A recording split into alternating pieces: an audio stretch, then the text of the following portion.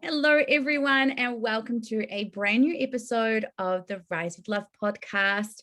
Today, I'm really honored to share with you my special guest who has just recently come into my world.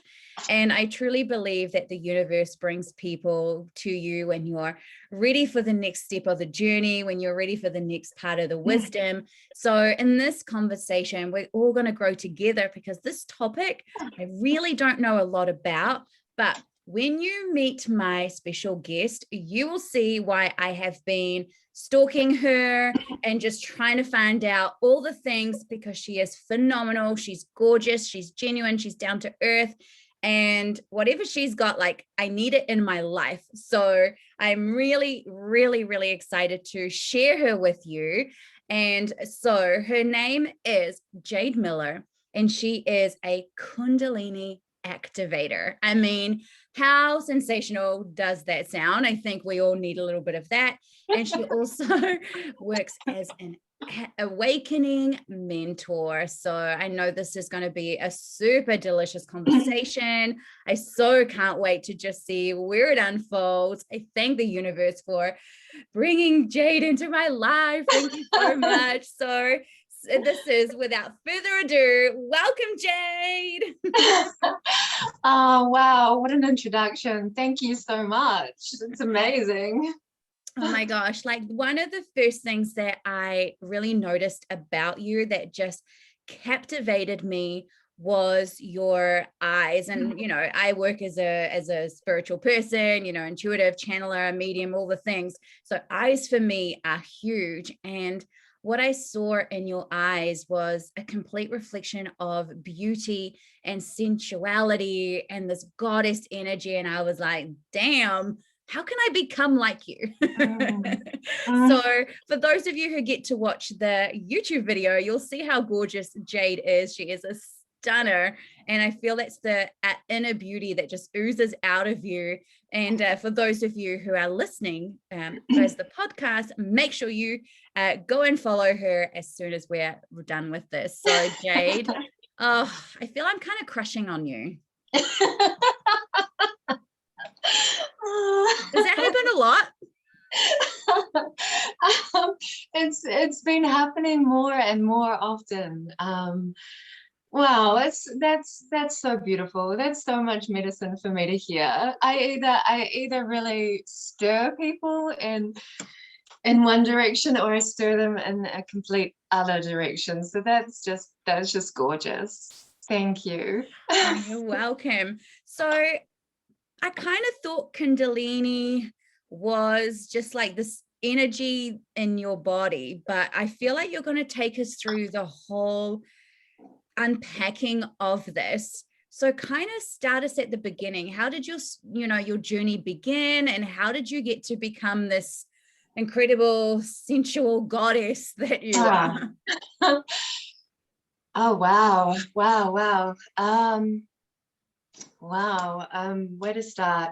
I recently did another podcast, and she asked me a really similar question. So without repeating the same thing, because there is so much in that question, and there's like two parts as well. The first thing that comes to mind, it's completely random actually, and it's quite unique, and it's not a common story that I've told. But there was a time in my life when I was younger, and I was always like a little bit of a wild child, around like 13, 14. And on a whim, I decided to go and live in nature, like completely. And only 14. So at 14, I gave up everything, like every toxin, every alcohol and weed and tobacco and meat. And I lived by myself on the edge of a forest, and I met some other people, and it was very, like, I guess, quite a hippie lifestyle. And I started to notice this extreme shift that happened to my body energetically and spiritually, emotionally, everything. And it was during that time that I woke up in the middle of the night and my tent was engulfed with a ball of light which passed through my body, and I heard it coming like a rumble. And when it passed through my back and it emerged out of my heart, and at the time that it did, it imparted, I don't know really what it was, if it was electromagnetic energy that had collected around the ocean, where the ocean meets the forest, or if it was extraterrestrial, I'm not sure. But when it passed through my body, it imparted like this insane amount of information into me, and I don't feel like I've ever been the same since. So that was actually like the first memory that came to mind.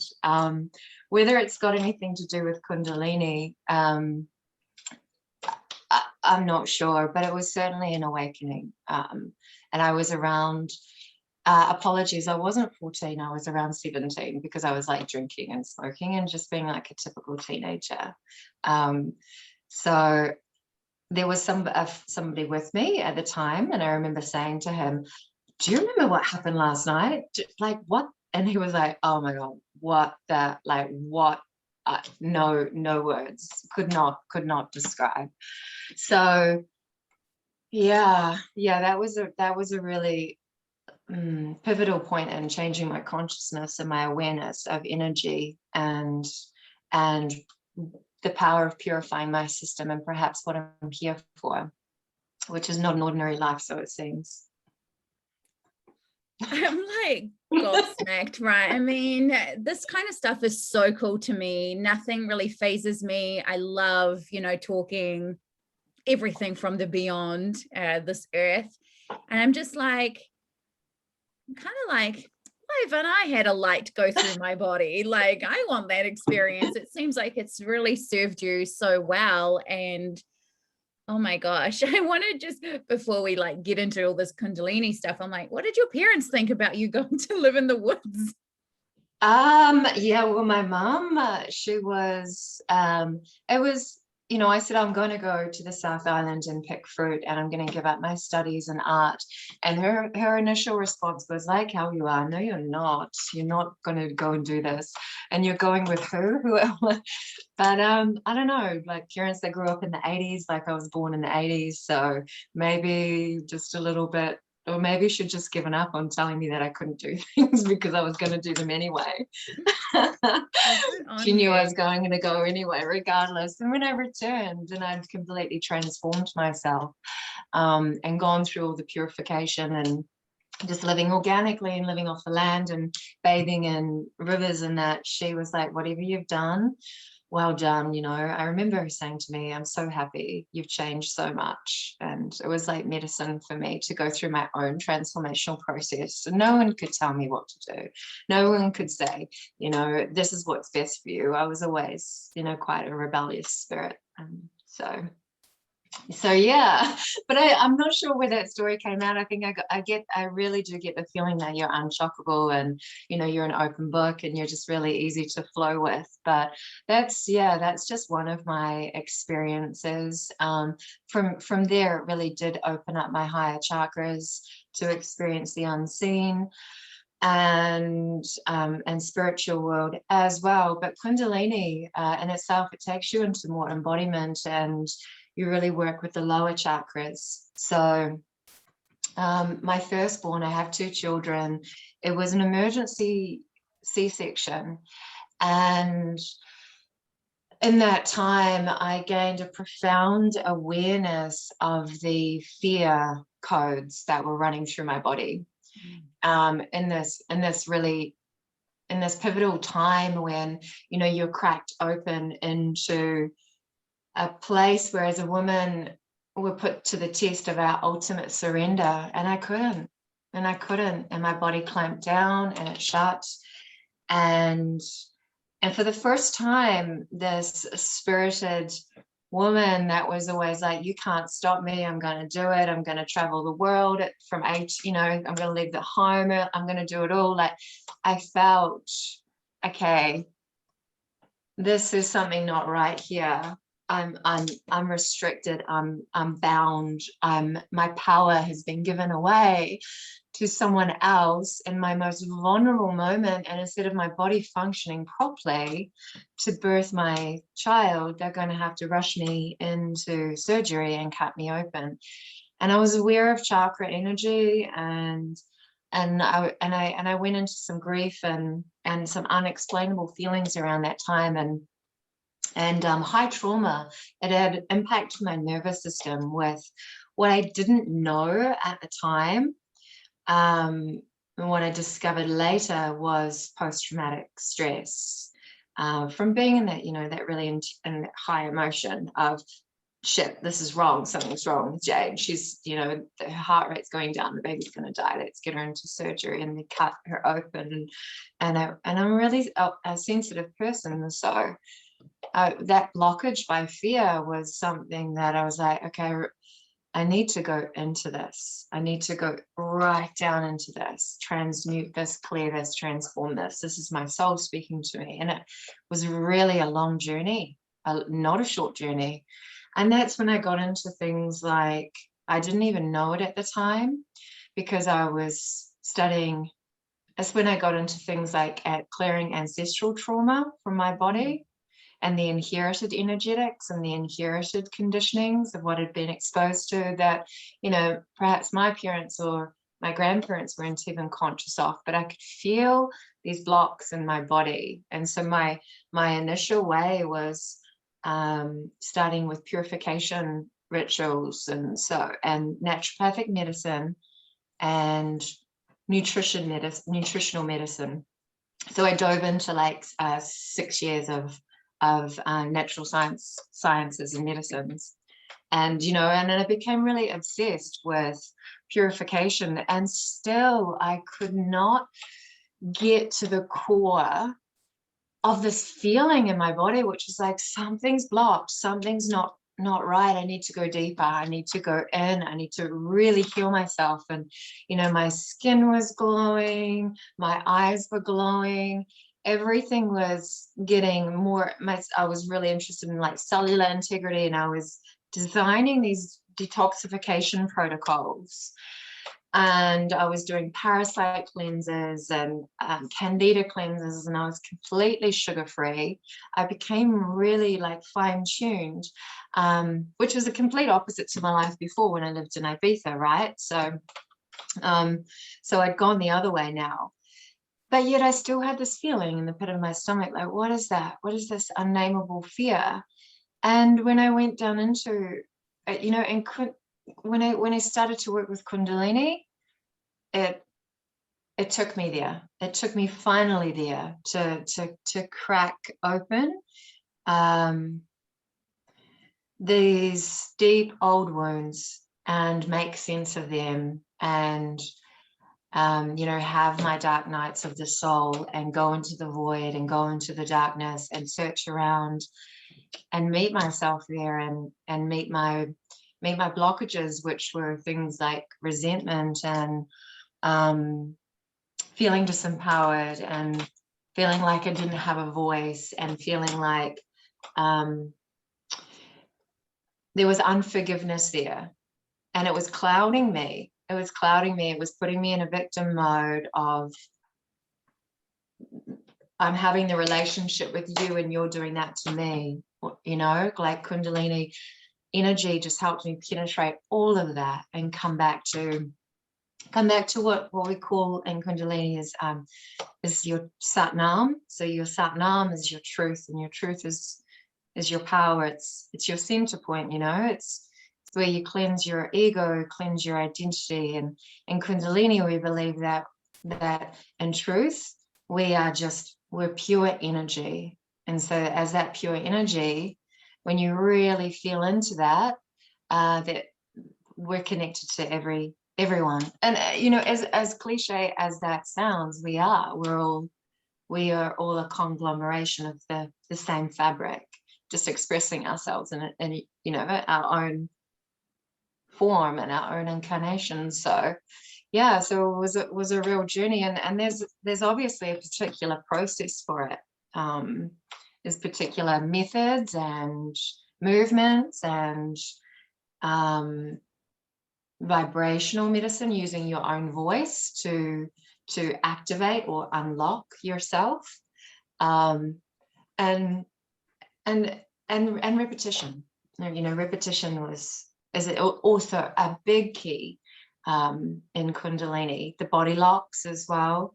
It's all very ancient wisdom of the tantric lineage, and then Kundalini is the yoga of Tantra. Well, that's what I kind of wanted to ask you, because I always thought Kundalini was like sexual energy, right? But the way that you talk about Kundalini, it's like it's a presence. It's like it's its own, I don't know, like ascended master or something, it's like the way that you talk about it, it's giving it so much more of a deeper meaning than what I think it might be. So can you like demystify a little bit sure, what it kind of is? Yeah, sure. Well, in Tantra, it's your Shakti. So your Shakti is like your real primal goddess energy. You've got your dark goddess, your light goddess. And they both reside in your sexual energy. We have all those different archetypes as women to play with. So in Tantra, you're really working with your lower chakras and being really embodied and grounded, and doing the work there to cleanse out programs like from the collective consciousness and like fear and shame. And then when you get in touch with the Kundalini energy, it's the divine marriage. So it's the light and the dark woven together, and then that energy rises. So it starts to rise up through the chakras, and it's a consciousness of your innate. It's your own innate consciousness or energy. And yes, and originally I believe I did come into it wondering if I could work with this energy, which was like a sexual energy. I guess I came in a little bit like that. But then when the work was done and I did heaps of clearing in my lower chakras of fear and survival and worry and doubt, it rises like a golden thread. And it's like that consciousness of being connected to everything. So we have an opening mantra in the beginning, Om Namo Gurudev Namo, and that's a bow to the teacher within and also to the golden lineage of Kundalini. So it's the collective and the individual, very Age of Aquarian. And then that flows through you. And when it flows through you, it's like much like your higher self is speaking to you. And yeah, there's been times where I'm very much like operating from the space of embracing the unknown, like Kundalini is leading me. I just need to keep doing the work to get out of my own damn way and allow this energy to create through me. And as out there as that may sound, as women, our intuition really does, and our higher self really does lay and it resides in our body, and unlocking that and then consciously moving that up. And when you consciously move that up, it amplifies the heart, opens up the electromagnetics here to become a powerful magnetizer, moving it up further into the throat. And really, when I worked with this, moving this innate, yes, it does almost feel like a static orgasmic energy. It started to cleanse and purify my throat chakra. But as it does that, it also aligns you with more and more integrity as well. So is that it's painful for me to tell a lie. Like my whole auric field would like shudder. Like I can't embellish the truth. That doesn't feel right to me. I can't say mistruths either. I just have to always feel like I'm speaking my truth. And that's part of the Kundalini energy. And then again, this energy, we consciously channel it up to the midbrain and unlock the pineal gland, which, you know, you may have heard of people talking about, human beings, we only use, you know, a small percentage of our capacity, you know, in our brain.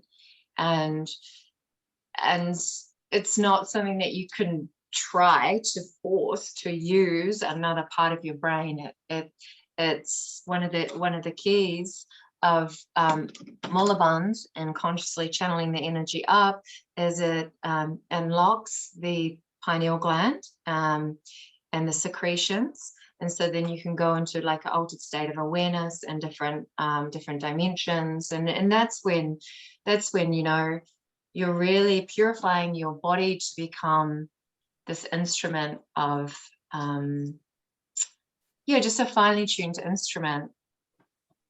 Sounds so amazing. I love I'm talking a lot. Yeah, it's all the stuff that I talk about. I'm like, have I been working with Kundalini all this time? I'm like, I don't know. Because I always talk about how we really need to seek embodying the highest version of ourselves. We're all interconnected, and all of this kind of stuff is so resonating with me. And I know it's resonating with the Rise with Love way of life, because I truly believe, I don't know about you, but that we are love as source energy, right? Yes, so I feel absolutely. like as you talk about this energy moving, it's kind of like we're rising and we're rising and we're rising even more with love and love and love and love and love. Like that's 100%. Yeah. 100%. And there's no coincidences. Like Rise with Love, it's so apt of a name, isn't it? Because I love it. I guess another way to say it, and there's so many ways, is it's a tool for ascension. But you're not looking Well, now outside this is my jam. you're not looking outside of yourself. You've been given certain mastery keys and tools to activate your own innate consciousness and evolutionary or revolutionary energy to rise. And you know, and that's the work that I do, or I support people in, because you'll probably hear I'm so passionate about it. Just because it makes you feel so good. Huh? So I wouldn't have you on if you weren't.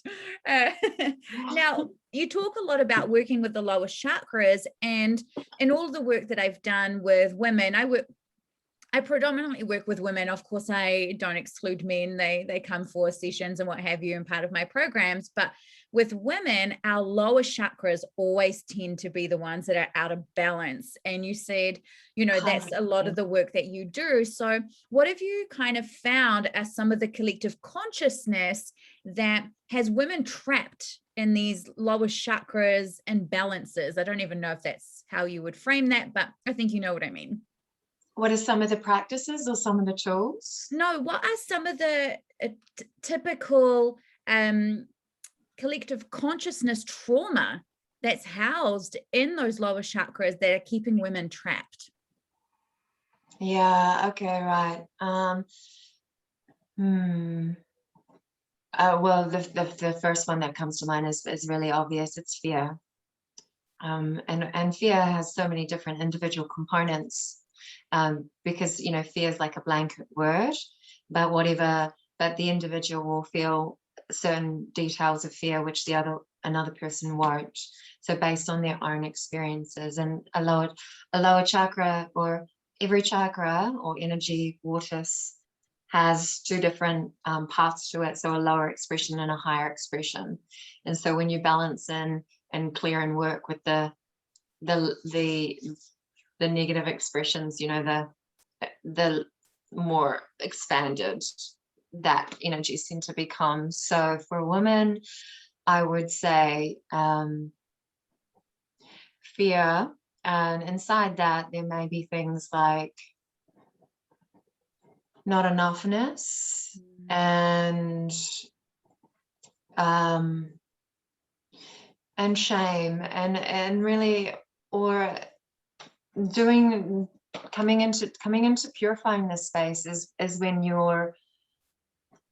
it's been so healing for me. I think that's probably the best place to talk about, is from personal experience. And just knowing that you are an embodiment of a goddess, and yet we've had certain experiences which have been the contrast, which have imprinted on us.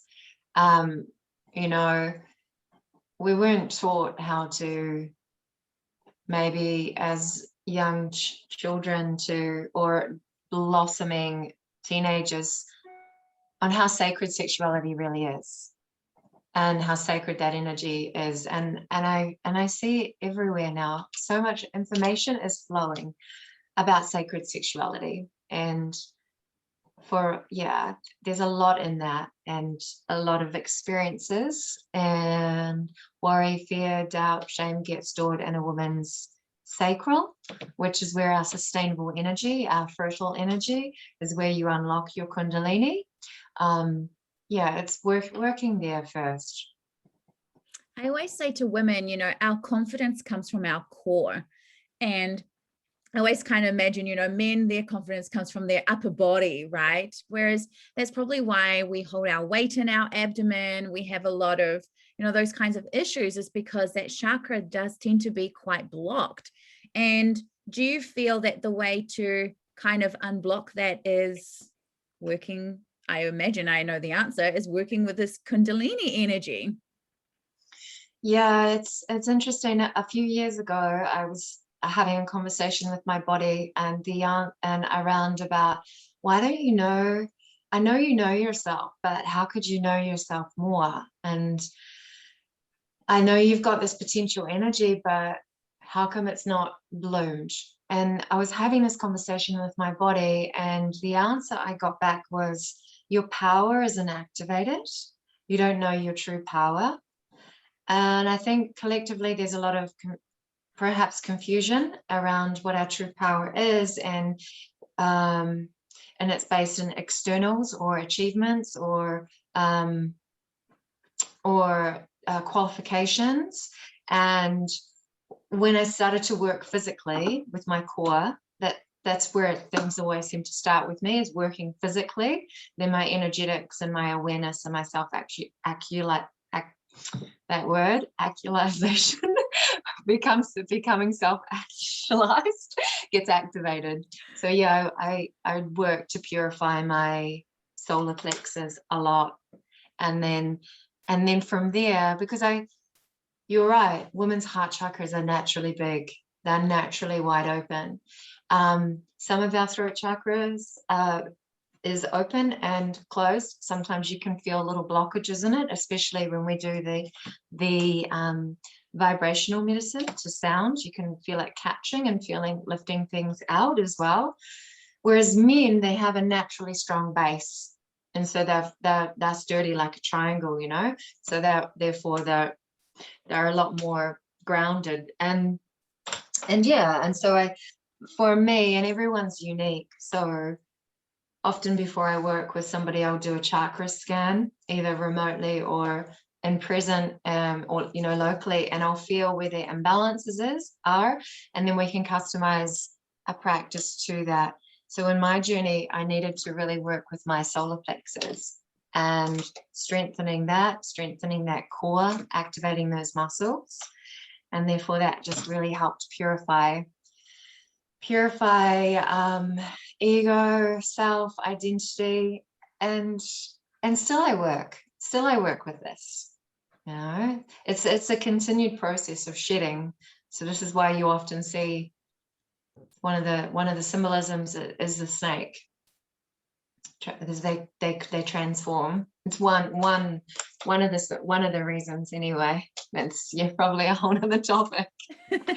I love that though, because snakes are the symbol for healing. So it is. I love how you talk about this being a sacred medicine and sound medicine and all this stuff. And I'm like, oh my gosh, we could definitely have a million conversations. But I would love for you to you've said about how you do the chakra scan.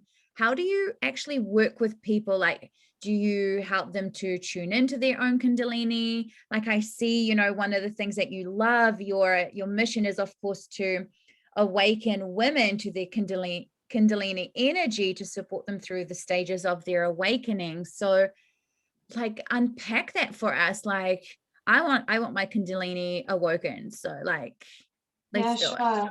Well, I mainly work with women, but every now and again, a man will come through on application, and it's a vibe. But it's easy for things to be misunderstood, so it needs to be a real vibe. Like, for example, I worked with a man who is an energy worker and a coach and an awakening coach, and he didn't need many sessions at all. So he only had about 4 sessions because he was already quite adept at energy work. Yeah, so he could have gone further, but he just booked like a short immersion with me. Whereas, yeah, with women, I work with them in a number of ways, one-on-one coaching, and we can work over a month's period, or a 2-month, or a 3-month. It's not really a once and done process. I'll work with them to get in touch with their own Kundalini energy. So for example, with you, that would be your own innate consciousness. So everyone has their own innate consciousness. And then learning to master that and to guide that. And when it starts to move, that's when it'll start to unlock, some blockages, and that's when I'll support women as well to resolve and hold space for them to discuss and to share. And at that time, sometimes the energy is dispelled, as women, just by expressing. And then when we go back and do like a scale, how are you feeling in relationship to that emotion from 1 to 10, it might be wow, it's actually 0 right now. And they've released that trauma via the Kundalini energy, self-healing. However, if there's still a block, I'll bring in, other modalities like guided hypnosis, inner child regression, NLP, and we can transmute and clear the block then, if it was sitting at about a 4. And then also, tune in again to the woman. How are you feeling about that now?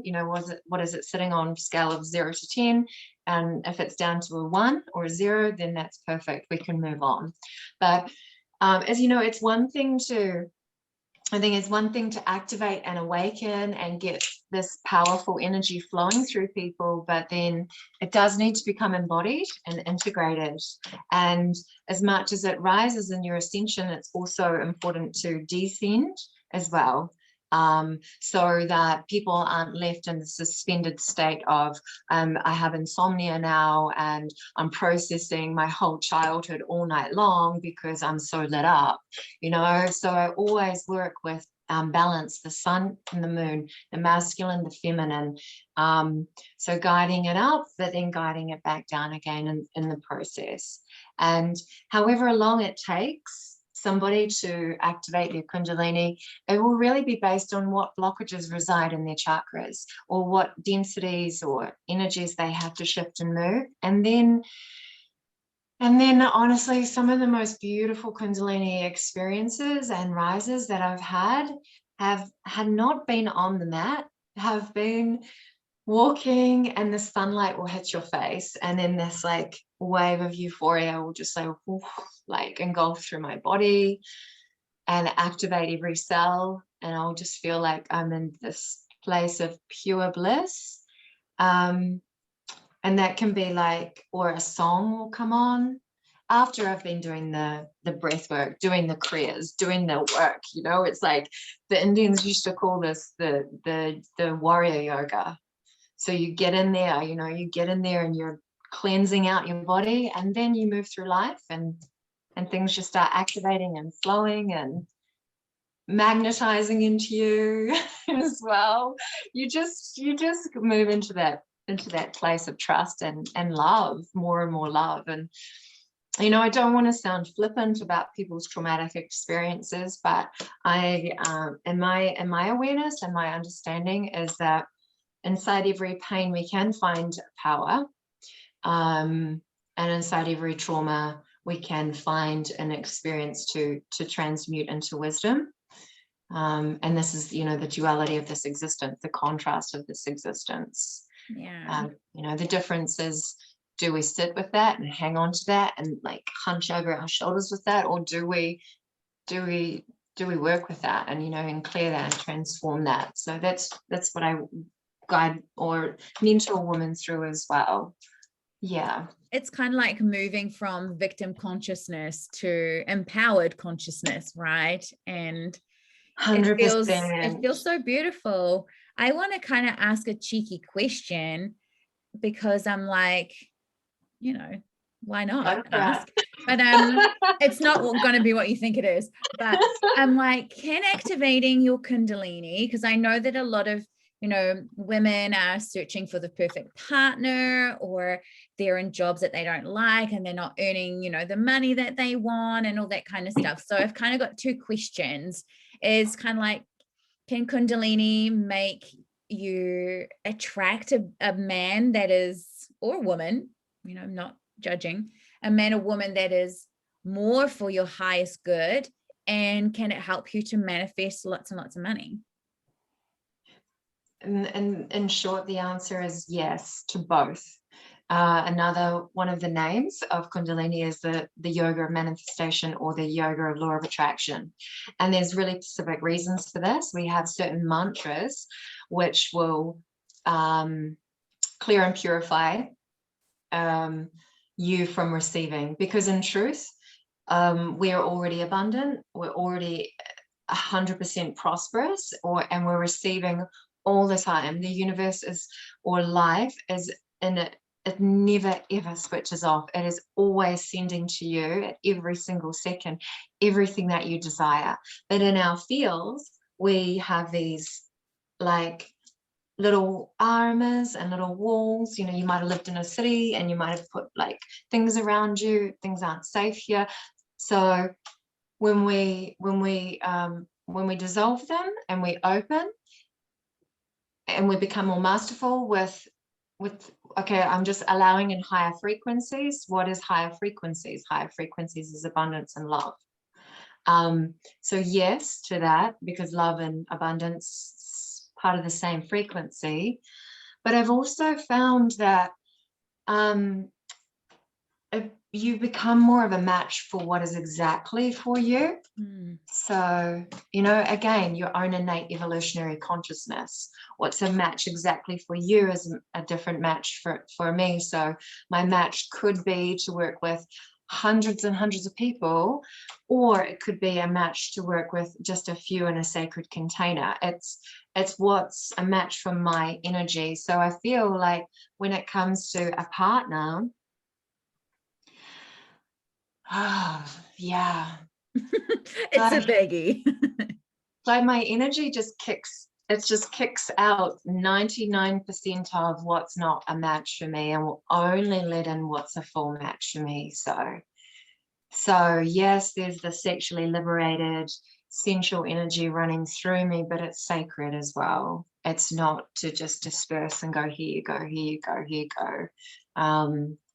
Yeah, it's like that. So that's that portion of it. And then I also am a big believer in divine timing as well. So with the codes or the understanding of law of attraction and manifestation, yeah, we can invoke it, and yeah, we can summon it. And I have particular processes for that, which are 2-part processes as well, which I'm going to be teaching in California at a 3-day event soon, and then working on a short course for coaching women in that. So it's handing over these keys, but then also there's always that part that is just you need to like letting go, surrendering to divine timing. And then when you finally do receive and all the pieces of the puzzle land, you're like, now I get it. Now this is why it came at this time, because my soul had a different blueprint for me to fulfill, my purpose, my dharma, before I decided to, merge or have that have that experience with another person. It sounds so cool. Like I feel so many people need to like book in with you, because I'm looking at all the list of things that you do, and I'm like, I don't know if we can cover it all, but you really are there to support people back to their innate truth. And that is so my vibe. That is so what the Rise with Love philosophy and movement is all about. Is I always say to all my people, soulful alignment, because I call myself a soulful alignment mentor, is all about being in your divine truth and the highest version of you, the most ascended version of you that is possible in this physical reality, but also being able to tap into the part of you that is beyond this earth as well, with the wisdom. And I love, and I feel like Kundalini is kind of like that ascended part of ourselves that gets to work with us. Yeah.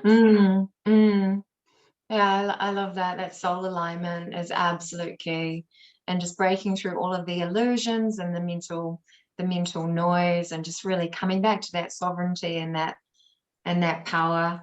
Because women, it feels like, we're talking about stepping into the rise of the feminine, and I feel like in so many places that's getting such a negative connotation, because it's kind of like it's now time for women to dominate, but I don't really look at it in that way. I feel like we're in the divine feminine energy is more embodying that nurturing and that unity and that compassion and connection that we have with each other that we've kind of lost along the way.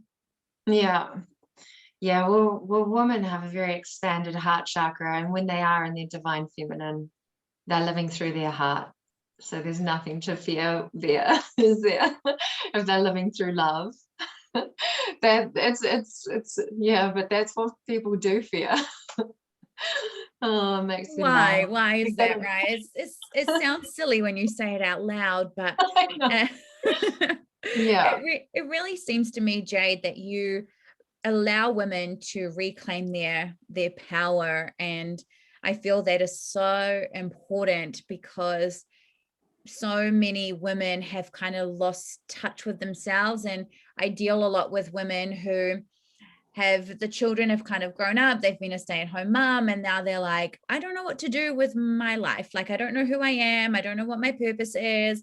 And, like, have I still got something to offer the world? And it really feels like someone working with you would be able to regain the worthiness and the love and the acceptance and the deserving and the power of themselves to truly share the uniqueness and their magic and their gifts with the world.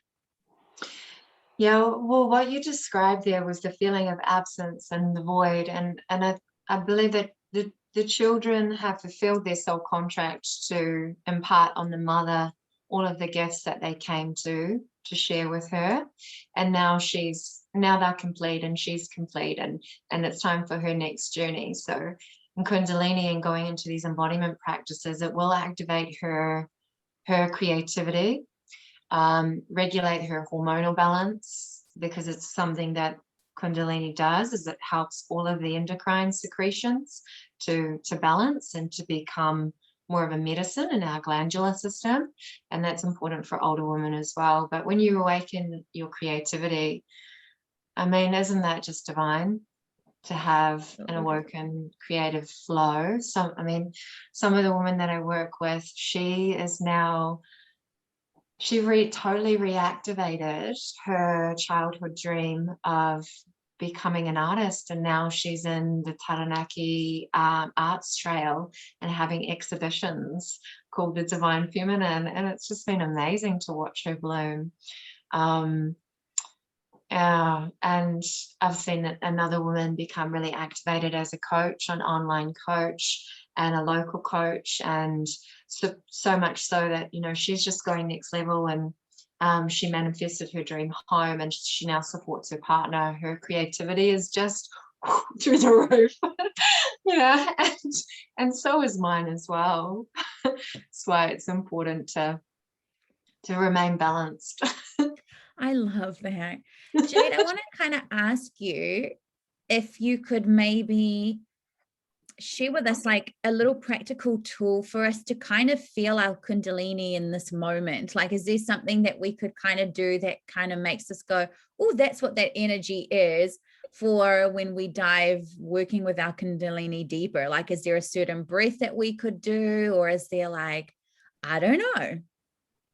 Okay. So there's a couple of different ways that I work with people. Some people come in to do a private coaching session, and others I'm sort of formulating groups where they just do like a short 40-minute session and then start to experience some of the shifts. So obviously with one-to-one, we're more customized and go a little bit deeper. So something that comes to mind would be, well, Kundalini, it combines everything. So it's somatics, so moving the body, so moving meditation. So working with the hips, in particular your sacral. So one of a powerful kriya is to just move your hips back and forward. Usually it's done in a kneeling position. So a little bit interesting to consider here, but so there's a lot of rocking, and what that does is, like, when we sway or when we rock, and like when we move like this, it creates a shift in your brain waves and moves you into like a higher, just an altered state, but also simultaneously in your body. So I would say like hip circles and just breathing deep into, like, imagining that your breath is going all the way down into your womb and breathing there. And then the second part, so there would be that, and then the second part would be an activation, so a breath of fire through the nose, pump the navel, and then that stimulates, and then we lock. So we convert the yang energy that we're stimulating and expanding and purifying ourselves with, and then we lock and seal and channel. So then you do a squeeze. So this is called Muller Bond, and you squeeze your perineum, your sex organs, your rectum, and your navel, and you consciously draw the energy up, and you're actually pushing the roof of your tongue on the roof of the hard palate, and this directs the energy up. So it directs your fertility up to bathe your pineal gland and release the secretions. So there's not really a short answer for it. It's very much like a done with process. But so, for example, I was supporting a woman, and she wanted to create a certain outcome in manifesting. So we'll be in the body running those processes, but then we'll also be visualizing and projecting the desired outcome and sending love and gratitude and feeling it as though it already exists with the process. So with the embodiment process. It sounds like a lot. It sounds like a lot, right? It's just so much simpler when we actually do it rather than talking about doing it. It's a little bit like, so I'm talking about hypnotizing somebody. It's easier just to hypnotize somebody. So you have like regular workshops and things like that you do, or I've seen, you know, like I said, been stalking you on your Instagram and your Facebook page, and you seem to be doing a lot of like yoga and like sound bowls and lots of like moving with your body, and it just seems so mesmerizing and amazing. But I guess there's like a certain aspect as to how to kind of do all of that. So if people want to be part of their energy, be part of, you know, what you do, where can they like find you and get in touch with you and do all that stuff? Yeah, thanks, hon. I guess so. The initial contact is usually through Facebook, Jade Miller, Kundalini.alchemy as Instagram. And then I have a private Facebook group, so I welcome women in through there. We have a quick chat. It's always nice to speak and connect with someone and see where they're at and what they wish to work with and how I can support and help them. And then I can and better direct them to us working together for at any stage and at any level. Kundalini it's for everyone. And I do believe that collectively in this age of Aquarius, everyone is able to work with Kundalini more. There's been some massive vibrational shifts and awakenings, and a lot of people are having spontaneous Kundalini awakenings and just becoming a lot more sensitive. So I work with them as well. Like I said before, it's not a once and done process. Some people I'm working with are like, oh yeah, years ago I had a Kundalini experience. I've never had it since. So I'll work with them as well. But if women just wanted to try, I've got a private group called Inner Alchemy, and I welcome them inside there, where I'll do a couple of lives. We might do some Kundalini Kriyas, prescriptive ones. Each a different theme, and then I might do like a guided meditation or a guided block resolve or a guided removing self-limiting beliefs, just to give people a sample of my work. And then from there they can choose to go a little bit deeper and work with me and just activate next level and get some good results. I mean, that's really, yeah. Well, I'm not, yeah, it's really, I mean, some people have come in and they've gone, I want to manifest this. So it's like, okay, sure, let's work with that. And they do. And then other times they're like, okay, I want to manifest this. And then their whole life will change and it'll just start blooming in other areas. And they're just like, I never expected I'd be, now I've got my dream relationship, and the court settlement happened, and I've resolved my sexual abuse trauma. When I think back on my childhood, I don't have those feelings anymore. So I support people holistically like that. Yeah. Oh, I'm definitely gonna have to have my own Kundalini sessions. I feel like this is definitely up my alley. I want to explore it. I know that other people will be wanting to explore this too. So you guys just get in line because I'm hopping in first. You're so welcome. And it's always such a pleasure to work with women that have activated Reiki or who are incredibly intuitive, because the energy is already alive and well, and then it just starts activating and becomes more masterful from there. So the results are interesting. And I always love to hear about them as well. It's just, I feel like you have the coolest job, and it's just, it must just be so, amazing to wake up in the morning and just know that the incredible difference that you're making in this world each and every single day, but to be so connected with your body and with the earth and with just kind of everything kind of going on, because we're living in a very interesting time as we as the earth recalibrates to its new energy and ascension to 5D. It's sort of like stuff kind of going on as distractions for humans, and it just feels like being in your presence, people are able to hope again. They're able to see that there's still good that's going to unfold, and that there's still going to be, amazing opportunities to have passion and bliss and just the fullest expression of this human experience. So I just feel like you're such a beautiful light in this world, Jade.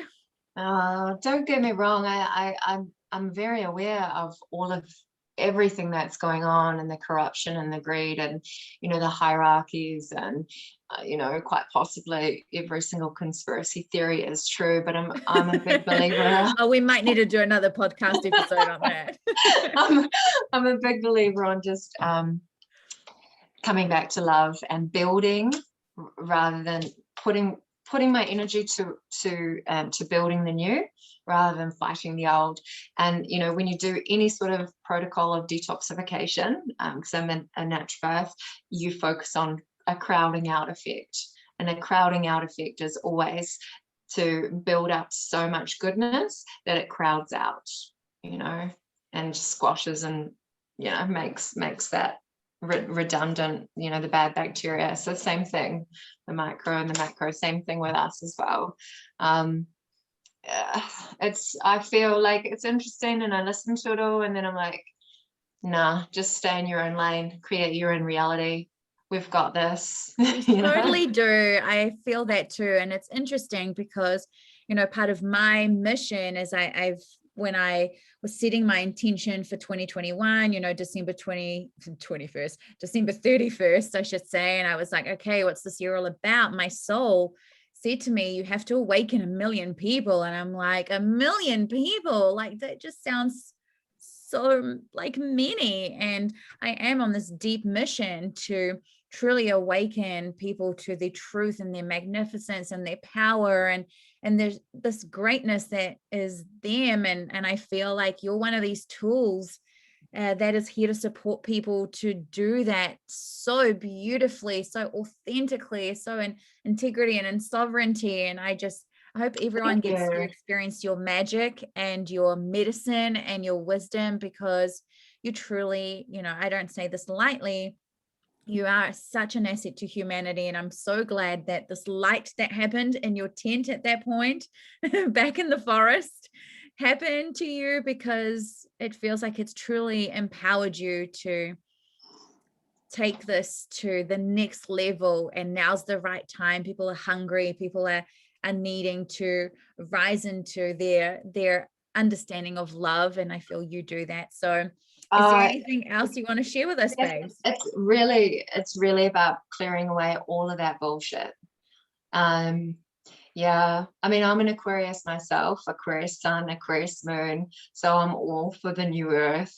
Yeah, 100%. And just calling bullshit out as well, and untruths, because it's so important to rise and make a stand for it. Yeah, it kind of feels like when women are in their Kundalini, they're going to be able to have that high level of discernment to speak the truth, call out the truth, and all that kind of stuff, like you say. So I'm excited for people to connect with you. So Thank you, Jade, it's just been an absolute pleasure. I haven't even seen the time go by. Like, I could honestly speak with you forever. I'm gonna claim you as my new best friend. And we can do it again. I feel like watch this space, kids. I feel like Jade and I are going to do things together. So we'll see what magic we can create. I love it. I'm all for collaborations. Absolutely.